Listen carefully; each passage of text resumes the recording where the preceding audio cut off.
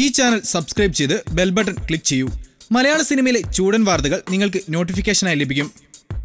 സിനിമയിൽ അഭിനയിച്ചതിന്റെ പേരിൽ ഈ പ്രിയ നടൻ 20 വർഷം ജോലിയിൽ നിന്ന് പുറത്ത്. മലയാളികൾ ഒരിക്കലും മറക്കാത്ത ഒരു വില്ലനാണ് കീരിക്കാടൻ ജോസ.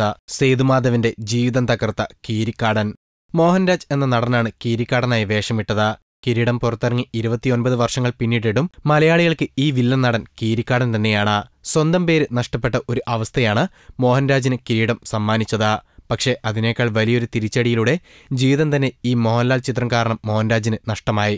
കേന്ദ്ര സർക്കാരിന് കീഴിൽ ജോലിയുണ്ടായിരുന്ന മോഹൻരാജ് അപ്രതീക്ഷിതമായി സിനിമയിലേക്ക് എത്തിയതായിരുന്നു.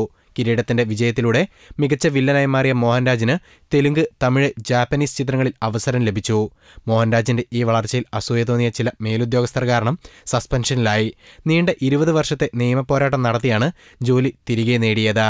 2010 ജോലി തിരികെ ലഭിക്കുന്നത്. പക്ഷേ നഷ്ടപ്പെട്ട സർവീസ് തിരികെ ലഭിച്ചില്ല. കൂടെയുള്ള ഉദ്യോഗസ്ഥരുടെ പെരുമാറ്റം കാരണം ജോലി തുടരാൻ സാധിക്കാതെ മാനസികമായി തളർന്ന മോഹൻരാജ് 2015 ജോലിയിൽ നിന്ന് സ്വമേധയാ വിരമിച്ചു. കീരിക്കാടനെ പോലെയുള്ള വേഷം ഇനി തേടിവരില്ലെന്ന് അറിയാമെന്നും മോഹൻരാജ് പറയുന്നു. അത്തരമൊരു വേഷവുമായി ഒരു സംവിധായകൻ വരുമെന്ന പ്രതീക്ഷയിലാണ് താരം ഇപ്പോഴും. കൂടുതൽ ഗോസിപ്പുകൾക്കായി ഈ ചാനൽ സബ്സ്ക്രൈബ് ചെയ്യൂ. ഗോസിപ്പ് ബസാർ.